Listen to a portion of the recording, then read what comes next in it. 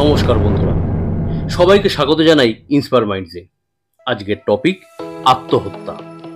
এই আত্মহত্যা আমাদের জীবন এবং পরিবারের পক্ষে সব থেকে আশ্চর্য একটি শাস্তি, যার ফলে ধ্বংস হয়ে যায় গোটা পরিবার।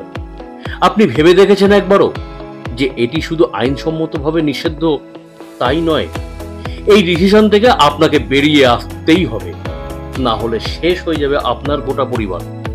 এই পৃথিবীতে প্রত্যেকটি মানুষেরই তার জীবন স্বাধীনভাবে বাঁচার অধিকার আছে। তাই যত যাই হয়ে যাক না কেন, জীবনকে ধ্বংস করে নয়, বাঁচতে হবে লড়াই করে। ভিডিওটি একটুও স্কিপ না করে শেষ পর্যন্ত শুনলে কথা দিচ্ছি, জীবন পাল্টে যাবে আপনার। জন্মিলে মরিতে হবে, অমর কে কোথা কবে। লিখেছেন মাইকেল মধুসূদন দত্ত। জীবনে মুক্তিলাভ নানাভাবে সম্ভব। আক্ষরিক অর্থে মৃত্যুতে জীবনের মুক্তি নয়। মনে রাখবেন, এখনো আমাদের দেশে ইচ্ছা মৃত্যু বৈধ নয়। আমার দ্বারা কিছু হবে না বা এই জীবনে আমার আর পাওয়ার কিছু নেই, এভাবে বেঁচে থেকে লাভ কি? এসব থেকেই আসে আত্মহত্যার প্রবণতা। চিকিৎসার পরিভাষায় যা মানসিক অবসাদের কারণ হিসেবেই চিহ্নিত হয়।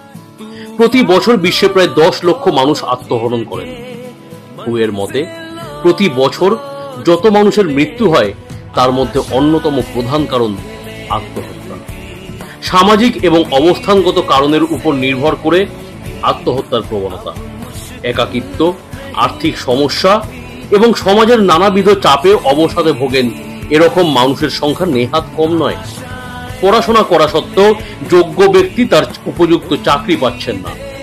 ব্যক্তিগত জীবনে অশান্তির জের, কর্মক্ষেত্রে হেনস্থা ইত্যাদি নানা কারণ থেকে মানুষ আত্মহত্যার চেষ্টা করেন। ইদানিং বয়স্কদের মধ্যে একাকিত্ব থেকে আত্মহত্যার প্রবণতা দেখা যাচ্ছে। এমনও বহু মানুষ আছেন যাদের পরিবারে আত্মহত্যার প্রবণতা এক ধরনের অসুখ। সেখান থেকেও কারণে অকারণে লোকজন আত্মহননের দিকে এগোয়। ক্যান্সার, HIV আমাদের দেশে এখনো মারণ ব্যাধি হিসাবে পরিচিত। এই রোগে আক্রান্তেরা ভাবেন বোধহয় জীবনের ইতি এখানেই। এ তো গেল গোটা বিশ্বের চিত্র। আত্মহত্যার নিরিখে পিছিয়ে নেই পশ্চিমবঙ্গ। শেষ 4 বছরে এখানে আত্মহত্যার পরিমাণ যে হারে বেড়েছে, তাতে বর্তমানে আমাদের রাজ্য আত্মহত্যা প্রবণ অঞ্চল হিসেবেই চিহ্নিত। পরিসংখ্যান বলছে যুবক যুবতীদের মধ্যে এই আত্মহত্যার হার সবচাইতে বেশি। প্রধান কারণ হিসাবে ডিপ্রেশনের কথা বলা হচ্ছে। তবে মুহূর্তের ভুলে আত্মহত্যা এই বয়সীদের মধ্যেই দেখা যায়। ডিপ্রেশন থেকে আত্মহত্যা কিভাবে ঠেকাবেন? জীবনটা আসলে অনেক বড়, অনেক কিছু করার থাকে, অনেক কিছু জানার থাকে। সোশ্যাল নেটওয়ার্কের বাইরেও একটা জগৎ থাকে। কথা বলুন, অনেক বেশি করে মিশতে হবে সবার সঙ্গে। ভার্চুয়াল বন্ধুদের সঙ্গে আপনি চ্যাট করতে পারবেন, হয়তো মেন্টাল সাপোর্টও পাবেন। তবে আপনার পাশের জন যেভাবে আপনার সঙ্গে থাকবে সেইভাবে নয়। পছন্দের কাজ করুন, তার মধ্যে আনন্দ খুঁজে নিন। এক প্রকার জোর করেই তা করতে হবে। নিজেকে বলতে হবে আমি ভালো থাকব। আপনার চারপাশে এরকম অনেক মানুষ পাবেন যারা সত্যি সমস্যার মধ্যে রয়েছেন, অনেক বেশি খারাপ রয়েছেন। সেখান থেকে অনুপ্রেরণা নিন। পছন্দের মানুষজনের সঙ্গে মিশুন, যোগাযোগ রাখুন। পারিবারিক অনুষ্ঠানে থাকার চেষ্টা করুন। নিজের মতো করে মানিয়ে নেওয়ার অভ্যাস করুন। সাফল্য, ব্যর্থতা, ভালো থাকা, মন্দ থাকা এগুলো জীবনের অঙ্গ। ঘুরে ফিরে সবই আসে। সময়ের উপর ধৈর্য রাখুন। আজ না হোক কাল সাফল্য আসবে। ভালো কিছু হতে কখনো হয়তো সময় লাগে।